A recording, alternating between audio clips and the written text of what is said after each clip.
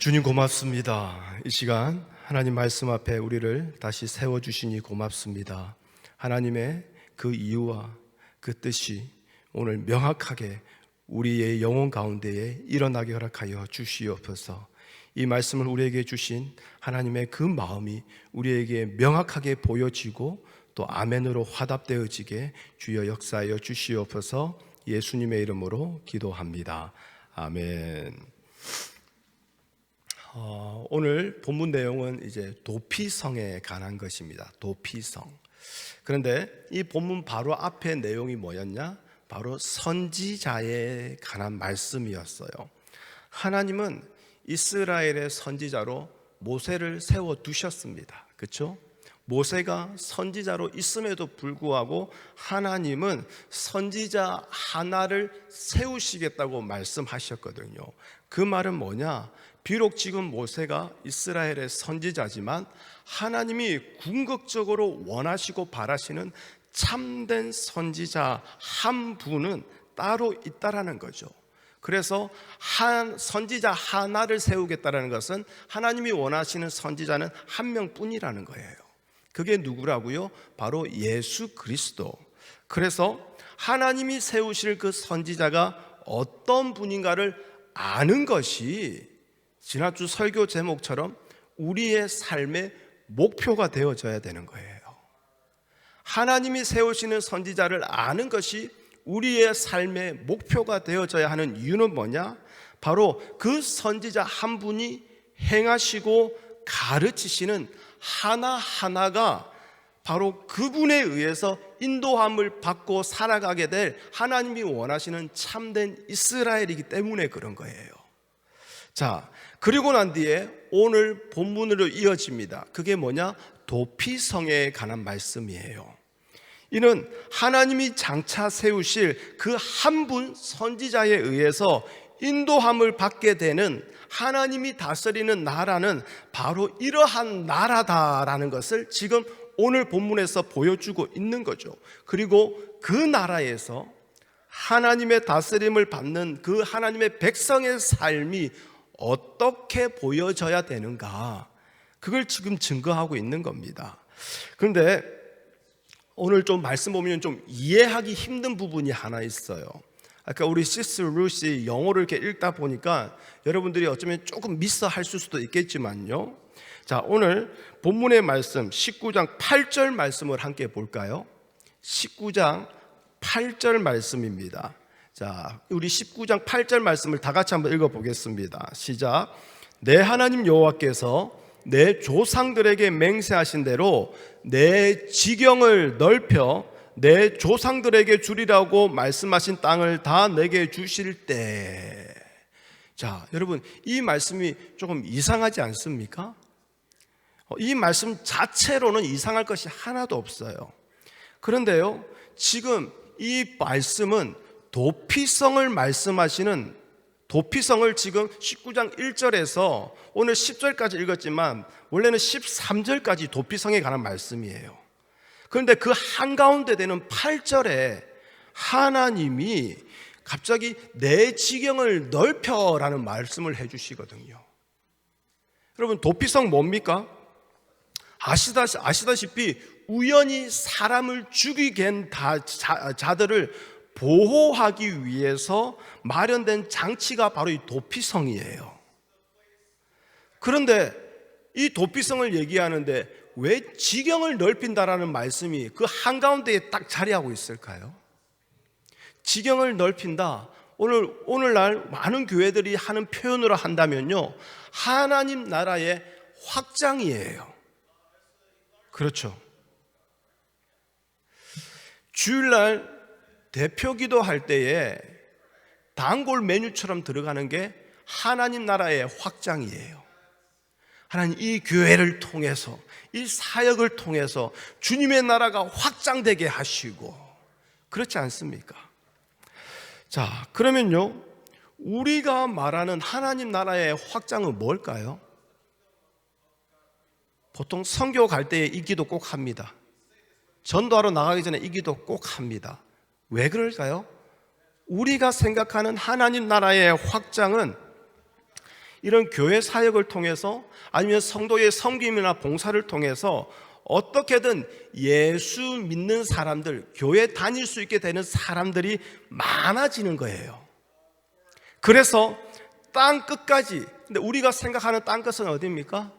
아프리카나 저 남미나 저 동남아시아 어디 산지 속에 사는 그런 부족들, 섬에 살고 있는 그런 민족들, 그렇죠? 근데 그 사람들이 생각해 볼 때 땅 끝은 또 우리 또 미국이거든요. 그러니까 참 우리 중심으로 우리가 생각하는 거죠, 일단.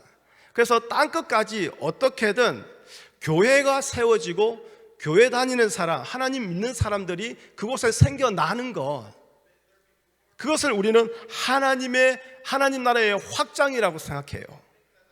이것이 하나님이 기뻐하시는 것이기 때문에 선교하지 않는 교회는 참된 교회가 아니라는 말까지 하고 있는 거죠. 여러분 어릴 때 땅 따먹기 해보셨죠? 어렸을 때요, 땅 따먹기를 하면 어떻게 합니까? 크다랗게 네모난 박스를 먼저 그려요. 그리고 자기 베이스를 한쪽 구덩이에 탕탕 만들어요. 한 뼘 정도로 돌려서. 그리고 돌멩이를 1, 2, 3 쳐가지고 다시 베이스로 들어오게 되면 돌멩이가 간 그만큼은 그게 내 땅이 되는 거야. 그러면서 그 네모난 그 박스 안에서 서로 땅을 먹다가 나중에 더 이상 먹을 게 없으면 그때는 이제 네모 밖으로 나가는 거죠. 땅 따먹기를 처음에 요만큼 시작했는데 하루 종일 하면 땅 따먹기 이만큼 뻗어나가 있는 거예요.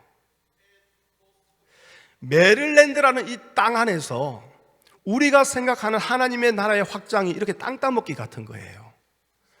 무슬림이나 다른 종교들보다 교회 숫자가 더 많아지는 것, 교회가 더 많이 세워져서 교회의 세력이, 교회의 영향력이 다른 종교들보다 더 강력하게 나타나고 넓혀지는 것, 이러한 모습을 기대하면서 우리는 하나님 나라의 확장을 위해서 기도하는 것 아니겠습니까?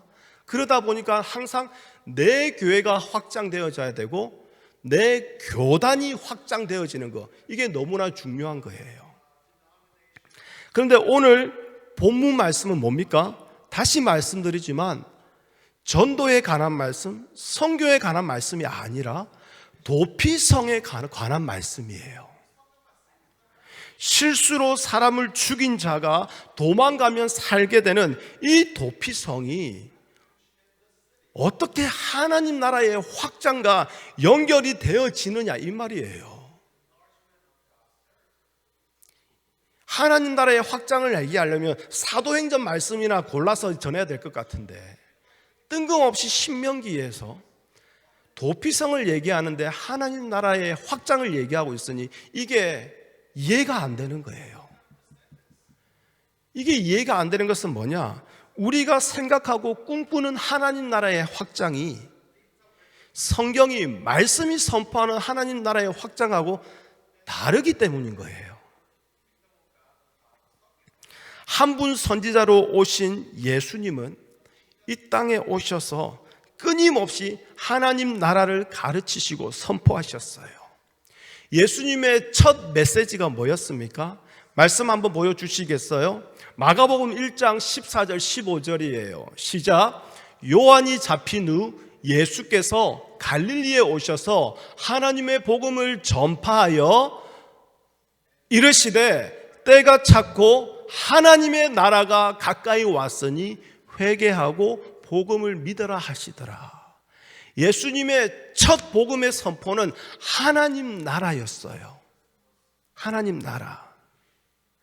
자, 그러면 예수님이 공생의 3년 동안 이 땅에 사역하시면서 예수님이 가르치신 것은 무엇일까요? 누가복음 4장 43절 44절이에요. 함께 읽겠습니다. 시작. 예수께서 이르시되 내가 다른 동네들에서도 하나님의 나라 복음을 전하여야 하리니 나는 이 일을 위해 보내심을 받았노라 하시고 갈릴리 여러 해당에서 전도하시더라.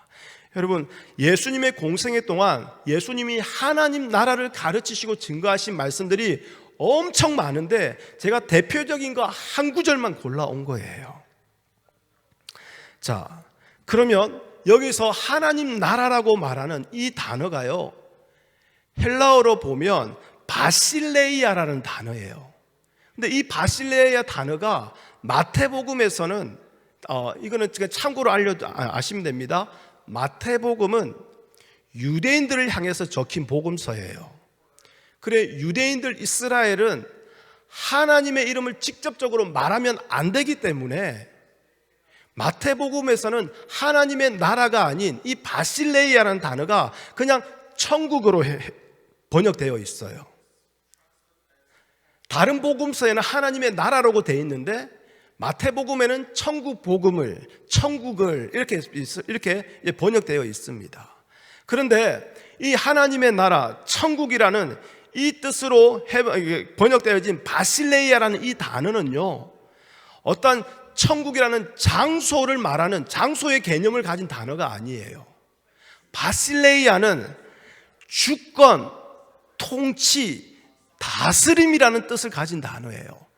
한마디로 어떠한 특정한 한 사람을 말하는 것이고 그 사람과의 관계를 말하는 것이 이 바실레이아라는 단어예요. 그러면 예수님이 가르치시는 그 비유의 말씀들도 한번 살펴볼까요? 너무나 잘 아시는 겨자씨 비유의 말씀 있죠? 마태복음 13장 31절이에요. 자, 한번 읽어보겠습니다. 시작. 천국은 마치 사람이 자기 밭에 갖다 심은 겨자씨 한 알 같으니, 저 천국이 뭐라고요? 바실레이아, 하나님의 주권, 통치, 하나님의 다스림을 말하는 거예요. 자, 또 다른 유명한 비유가 있죠. 바로 알곡과 가라지의 비유입니다. 마태복음 13장 24절 말씀. 시작. 천국은 좋은 씨를 제 밭에 뿌린 누구라고요? 그 사람과 같으니. 천국이 좋은 씨가 아니라 좋은 씨를 밭에 뿌린 그 사람과 같다라고 말하고 있죠. 그렇죠? 자, 그리고 포도원 품꾼의 비유의 말씀입니다. 마태복음 20장 1절이에요. 시작. 천국은 마치 품꾼을 얻어 포도원에 들여보내려고 이른 아침에 나간 집주인과 같으니. 흔히 이 말씀을 천국을 포도원이라고 얘기하시는 분들이 있어요. 아니에요. 천국은 뭐라고요? 포도원에 들여보내려고 품꾼을 얻으러 아침 일찍 나간 집주인이라는 거예요. 천국은 집주인과 같다라는 거예요. 자, 마지막 하나 더 볼까요? 열 처녀의 비유죠. 어리석은 처녀와 지혜로운 다섯 처녀, 그 열 처녀의 비유, 마태복음 25장 1절입니다. 시작. 그때의 천국은 마치 등을 들고 신랑을 맞으러 나간 열 처녀와 같다 하리니. 자, 예수님은 계속해서 천국, 하나님 나라, 하나님의 통치, 하나님의 주권에 대해서 이 땅에서 계속 말씀하셨어요. 그러면 예수님의 이 땅에서 마지막 메시지는 뭐였을까요? 사도행전 1장 3절 말씀입니다. 함께 읽어보겠습니다. 시작. 그가 고난 받으신 후에 또한 그들에게 확실한 많은 증거로 친히 살아계심을 나타내사 40일 동안 그들에게 보이시며 뭐 했다고요? 하나님 나라의 일을 말씀하신 거예요. 부활하신 예수님께서 이 땅에 계시는 40일 동안 그 하신 일이 뭐냐? 하나님 나라의 일을 말씀하시고 가르치셨다라는 거예요. 한 분 선지자, 그 예수님은 처음부터 끝까지 하나님 나라를 가르치고 선포하신 거예요. 무엇을 위해서요? 하나님 나라의 확장을 위해서 말입니다. 그런데 우리가 말하는 하나님 나라의 확장이라는 그 개념으로 보게 된다면요, 예수님의 이 모든 가르침, 이 땅의 모든 사역은 실패로 끝난 거예요. 그렇지 않습니까? 왜냐하면 십자가에 돌아가실 때에요, 단 한 명도 남아있는 자가 없었던 거예요. 땅이라도 좀 사놨으면 좋았을 건데 땅도 없이 그냥 저주의 나무, 그 십자가에 달려 돌아가신 분이 예수님이시거든요. 그런데 다시 말씀드릴게요. 하나님 나라라는 그 개념은 우리가 생각하는 장소의 개념이 아닙니다.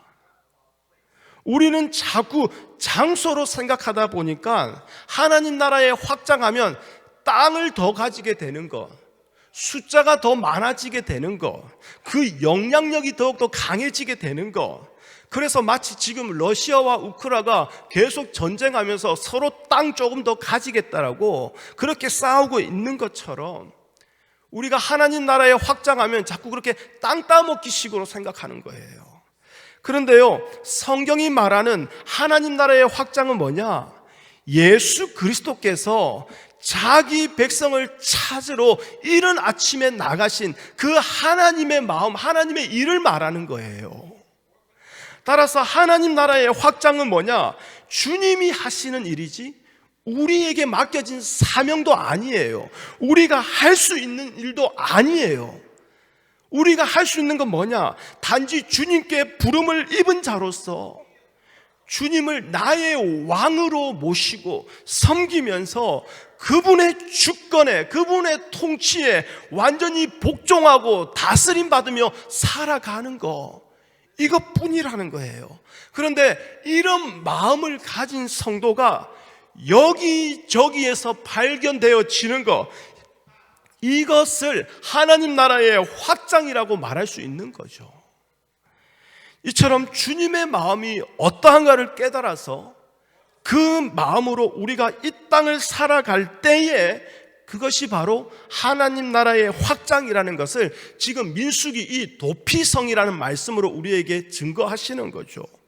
여러분, 도피성은요, 단순히 우연히 실수로 사람을 죽였는데 그것 때문에 사형을 당하면 그것이 또 억울하니까 억울함을 없게 하기 위해서 만들어 놓은 것이 아니라는 거예요. 만약 그렇게 되면요, 도피성은 그냥 실수로 사람을 죽인 자를 위한 성으로 끝나버리고 마는 거죠. 도피성은 하나님의 다스림을 받고 살아가는 이스라엘이 어떤 나라인지를 배우라는 것이에요. 그 나라에 속하여 살아가는 그 백성이, 그 성도가 어떤 기준으로 살아가야 하는가, 그것을 깨달아라고 세워놓으신 것이 이 도피성이라는 거예요. 자, 오늘 본문을 보시면요, 5절을 보십시오. 5절을 보시면, 자, 도피성에 어떠한 사람이 갈 수 있을까? 예를 들어서 이야기를 하나 담아놨어요. 5절을 보시면 실수로 사람을 죽인 자가 나옵니다. 그냥 예를 들어서 말한 거예요. 자, 나무를 하러 나무꾼들이 다들 함께 산에 갔어요. 그래서 나무를 해야 되니까 당연히 도끼질을 하겠죠.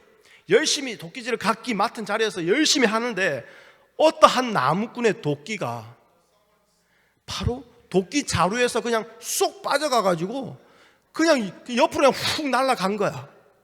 근데 날아간 그 도끼날이 누구에게 맞았습니까? 옆에 열심히 일하던 또 다른 나무꾼이 그걸 맞고 그 사람이 죽게 되어버린 거예요. 이거는 자신의 의지와는 아무런 상관없이 그냥 일어난 일이에요.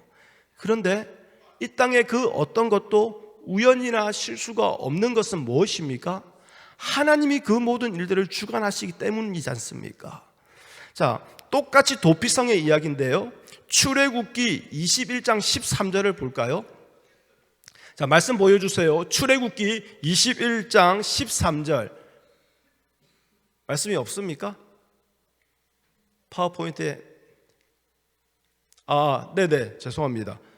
제가 잘못 적혔네요. 죄송합니다. 근데 저 말씀은 맞아요. 함께 읽어보겠습니다. 시작. 만일 사람이 고의적으로 한 것이 아니라 나 하나님이 사람을 그의 손에 넘긴 것이면 내가 그를 위하여 한 곳을 정하리니 그 사람이 그리로 도망할 것이며. 여러분, 도피성을 도망가는 그 사람이 이러한 예가 있어서, 이러한 일이 있어서 이렇게 도망가게 될 거야. 근데 그 사람이 우연히 실수로 다른 사람을 죽이게 된 것이 아니라 죽게 된 그 사람의 목숨을 하나님이 어떻게 해요? 그 사람의 손에 넘기셔서 그 일을 일어나게 하셨다라는 거예요. 그러면 더 복잡해지고 더 이해가 안 돼요. 아니, 하나님은 도대체 뭐야? 왜 이런 서로가 불편해지고 서로가 인생 망하게 되는 이런 일들을, 누구도 원치 않는 이런 일들을 왜 일어나게 하실까? 그리고 난 뒤에 해주신다는 게 꼴랑 도피성에 도망가라고? 애시당초 이렇게 억울한 일, 이상한 일을 안 일어나게 해주시면 더 좋잖아요. 근데 하나님은 이러한 일이 일어나도록 하나님이 이 일들을 이루신다라고 말씀하시는 거죠. 왜 이러실까요? 그건 뭐냐? 이스라엘 전체에게 하나님이 가르치시고 배우기를 원하시기를 하나님은 바라는 것이 있기 때문에 그런 거죠. 그것이 뭐냐? 바로 이스라엘, 하나님의 나라를 살아가는, 하나님의 통치를 받는 이스라엘이 살아가야 하는 그 기준이 뭐냐? 그것을 알기를 원하고 배우기를 원하셨다라는 거예요. 그게 바로 하나님의 긍휼과 사랑이다. 이걸 하나님은 가르치기를 원하셨다는 거예요. 그래서 실수로 죽이게 되는 자를, 그리고 억울하게 죽게 되는 자를 하나님은 만들어 놓으신 거예요. 등장시키는 거예요. 실수로 사람을 죽인 자가 보복하고자 하는 자의 손으로부터 자기 목숨을 지킬 수 있는 것은 오직 도피성 한 곳뿐이에요. 이곳에서만큼은 자기 생명을 보호받을 수 있습니다. 그리고요, 억울하게 죽임을 당한 그 죽은 자의 가족도 이 살인자가 도피성으로 피했을 경우에만큼은요, 그를 찾아가서 복수할 수가 없어요. 자, 그런데요, 여러분 중요한 건 뭐냐? 이 도피성에 FBI라든지 막 군대들이 이렇게 두루치고 있을까요? 여러분, 그 도피성에요, 군사가 거기를 지키고 있는 게 아니에요. 도피성에는 오직 제사장만이 거하고 있어요. 자, 이건 무슨 말이냐? 도망한 자가 도피성에서 생명을 지키게 되는 것은 보복하고자 하는 자가 하나님 말씀에 순종할 때만 가능한 일이라는 거예요. 그렇죠? 만약 보복하고자 하는 그 가족이요, 자기 자기 부모님이든지 자녀든지 배우자든지 그 죽음에 의해서 완전 이제는 복수심에 눈이 다 그냥 가려진 거야. 눈에 베이는 게 없는 거야. 내가 저거는 반드시 죽이고 만다. 그 복수심에 불타서 하나님의 말씀도 무시해 버린다면요, 언제든지 그 도피성 안으로 쳐들어가서 그 살인자를 지금이라도 죽일 수 있는 거예요. 그런데 실수로 사람을 죽인 자가 도피성으로 피함으로 인해서 자기 목숨을 유지할 수 있다는 것은 뭡니까? 결국 실수로 사람을 죽인 자나 억울하게 가족의 죽임을 당한 자 모두 하나님의 말씀에 순종하고 있기 때문에 이게 가능한 일이라는 거예요. 결국 여기서 알 수 있는 것은 뭐냐? 실수로 사람을 죽인 자는요, 제사장이 거하고 있는 그 도피성에서 제사장의 은혜와 보호로 자신의 생명이 유지되고 있음을 아는 것이고요, 억울하게 죽임을 당한 자의 가족들은 어떻습니까? 도피성으로 피해서 제사장의 은혜 아래서 있는 그 살인자에 대한 복수를 포기함으로써 모두가, 양쪽 사이드 모두가 제사장의 은혜라는 그 방식에 순종하는 것이 되어지는 거죠. 제사장은 누구라고 말씀드렸죠? 하나님의 자비와 사랑을 보여주는 하나님의 도구입니다. 따라서 하나님은 이 도피성을 통해서 이스라엘은 하나님의 자비와 사랑이라는 그 원칙과 기준 아래서 살아가야 할 나라라는 그것을 가르치시는 거죠. 그리고 하나님 나라의 확장이란 바로 이 도피성에 담아 놓으신 하나님의 자비와 사랑 아래 굴복하는 자가 늘어나는 거, 이것을 의미하는 거죠. 한마디로 주님의 마음이 퍼져나가는 거, 주님이 마음이 서로에게 나눠지는 거, 이걸 말하는 거죠.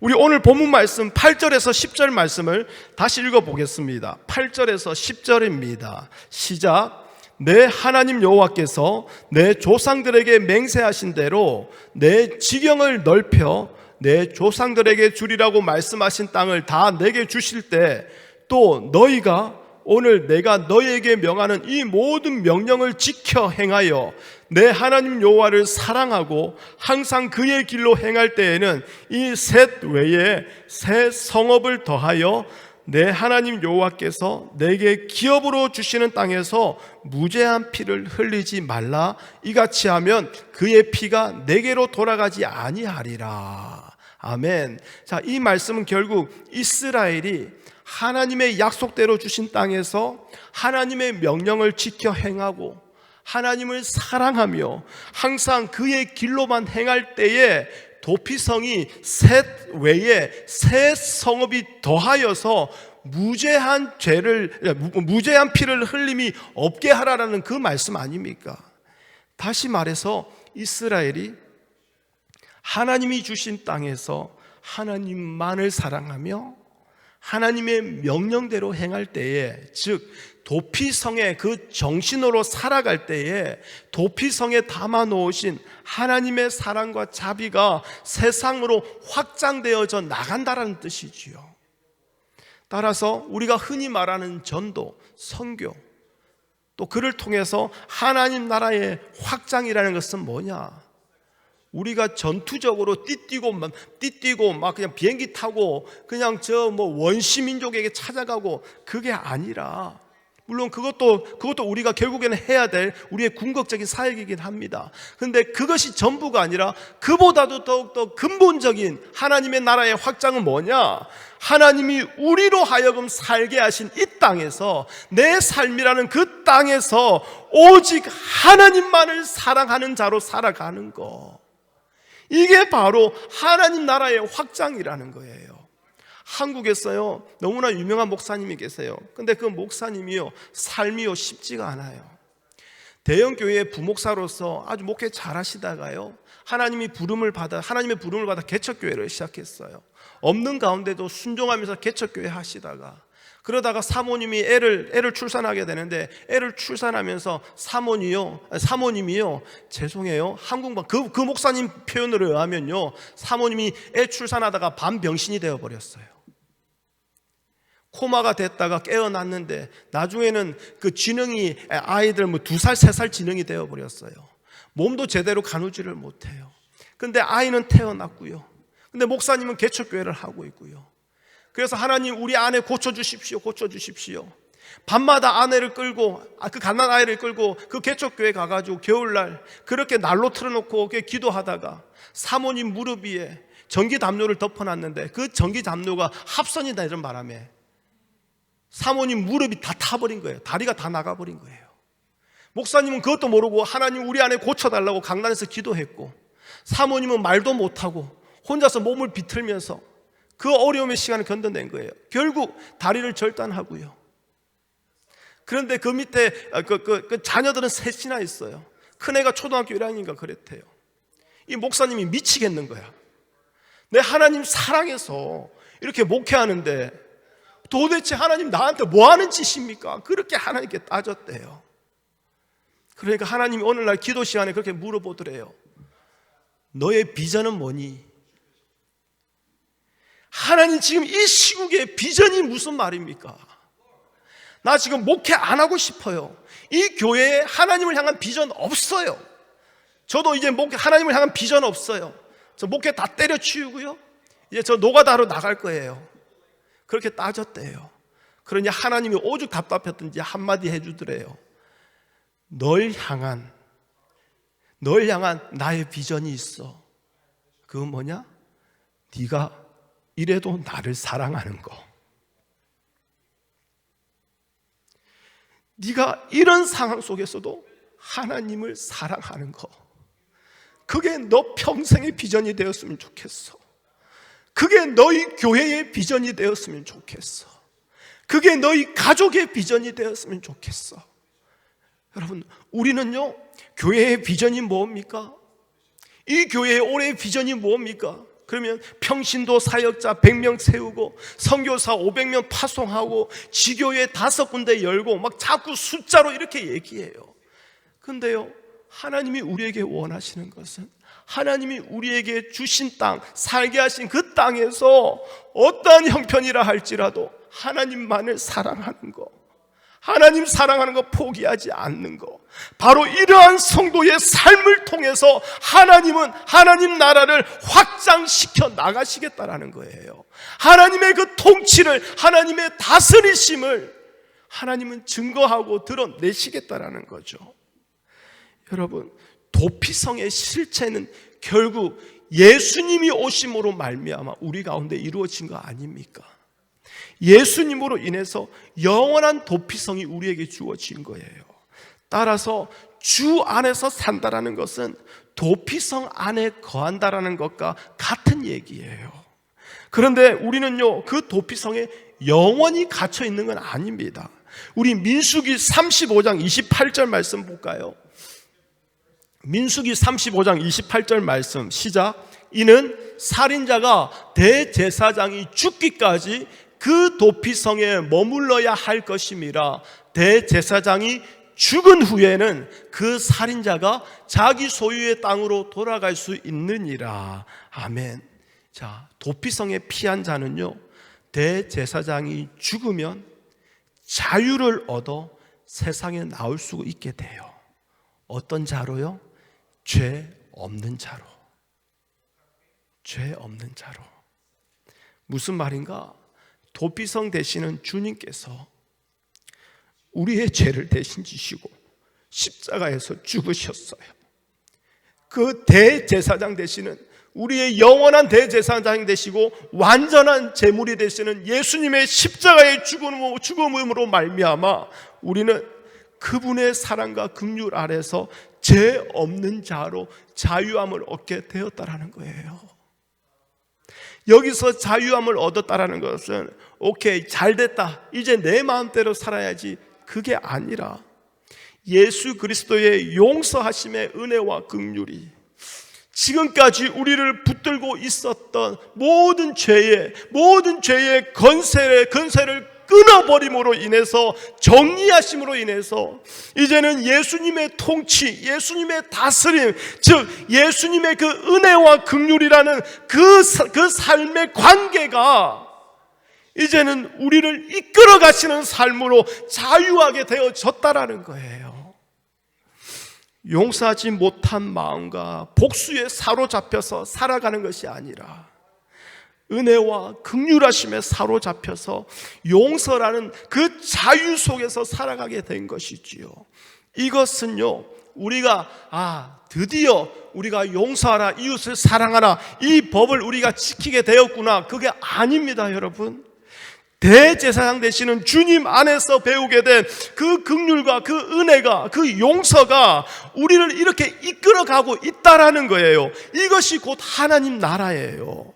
실수로 사람을 죽이게 되는 일, 또는 억울하게 죽게 되는 일이 발생하게 하심으로써 우리 안에서 서로가 용서하고 또 용서받는 가운데서 예수 그리스도로 인해서 살아난 그 긍휼과 은혜를 잊지 말라라는 것이 바로 하나님의 뜻이라는 거예요. 이것을 하나님이 우리가 알기를 원하신다라는 것이지요.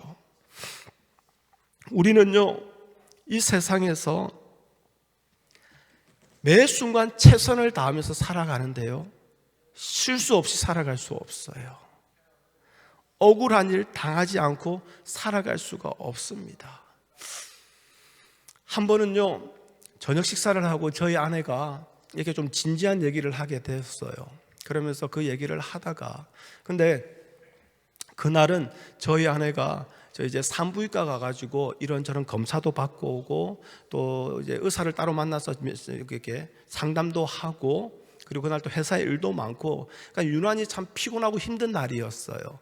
그런데 저녁을 먹고 난 뒤에 그런 이야기를 하는데 그 얘기를 잘 들어주다가 갑자기 저희 둘째 아들 로이가요, 아빠 아빠 하면서 저를 부르는 거예요.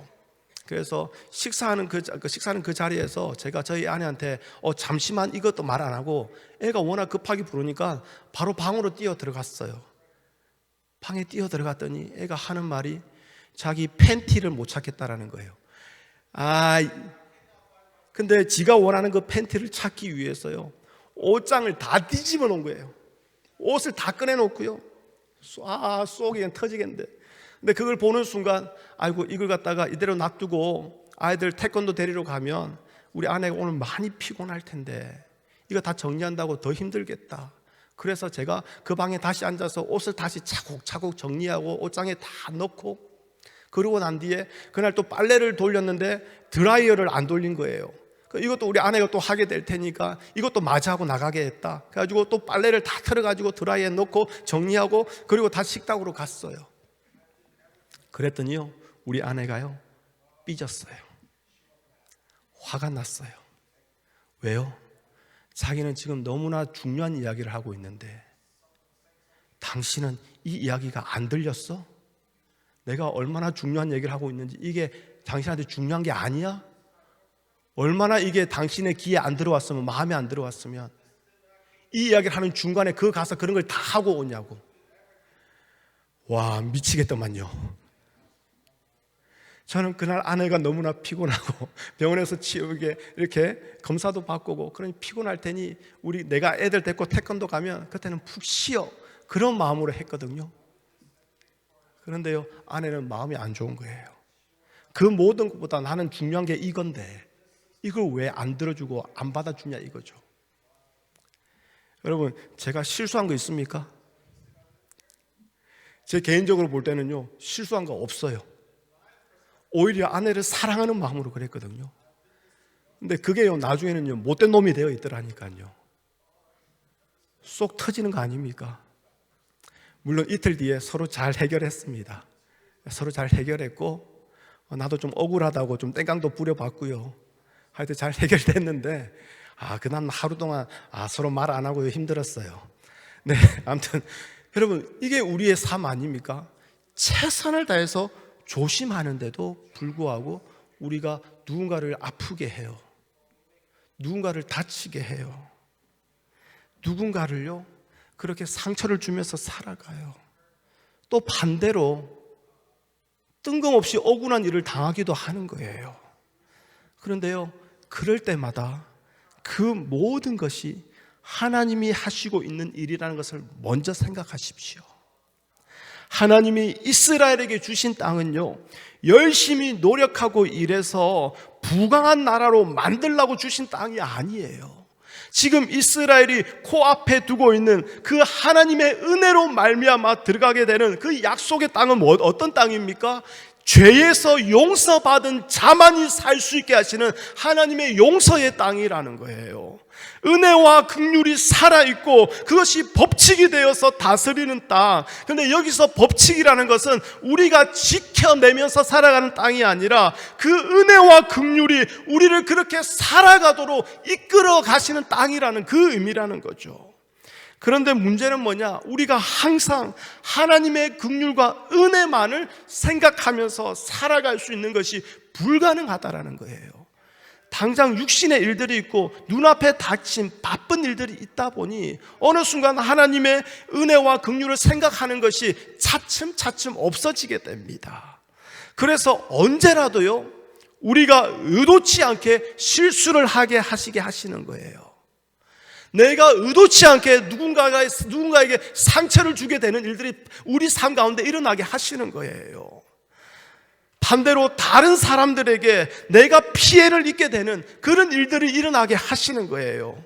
그래서 이러한 우리의 삶을 통해서 언제라도 하나님의 긍휼과 은혜가 나를 다스리고 이끌어가고 있음을 잊지 않고 기억하라라고 하나님이 이렇게 도피성과 같은 이런 하나님의 도구를 우리 삶 가운데에 다 깔아 놓으신 거예요. 그렇게 오늘 우리가 하나님의 백성으로 살아가고 있다는 거, 그거 잊지 말라라는 거죠. 이렇게 우리를 고와 같이 내버려 두지 아니하시고 하나님의 통치를 받으며 살아가게 하시고자 오늘날 하나님은 우리에게 성령을 보내주신 거예요.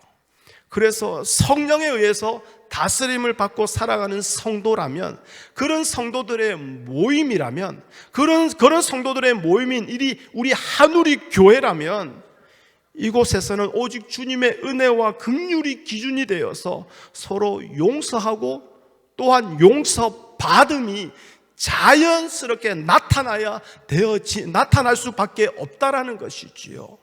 여러분, 여기에 대해서 정말 아멘 하십니까? 정말 우리 교회가 정말 이런 교회라고 그렇게 믿고 계십니까? 어느 누구도 그렇게 아멘 하지 못할 거예요. 왜냐하면 나부터가 용서가 안 됐고 나부터가 용서를 못 받았거든요. 여러분, 정말 하나님의 나라가 확장되어지는 주님의 교회라면요, 주님의 긍휼과 은혜가 나타나는 일이라면 우리는 우리의 모든 것을 포기할 수 있어야 돼요. 그 용서함으로, 그 용서받음으로 주님의 은혜와 사랑이 나타나게 된다면 그 일 앞에서 내 개인의 감정쯤은 그냥 포기할 수 있는 거 아니겠습니까? 나의 상처쯤은, 내가 옳다라고 여기는 나의 의견, 나의 주장쯤은 한번 포기할 수 있는 거 아니겠습니까? 이 마음으로 매일을 주님이 주신 그 땅에서 살아가는 자가 바로 하나님을 믿는 자요, 하나님의 주권을 높이며 그분의 통치를 받기를 기뻐하는 하나님 나라의 백성이요, 그 나라의 확장됨을 증거하게 되어지는 주님의 증인이라는 것이지요. 여러분, 우리가요 서로 미워하고 용납하지 못하는 것은요, 결국 우리가 예수님의 긍휼과 용서의 정신에서 벗어나 있기 때문인 거예요.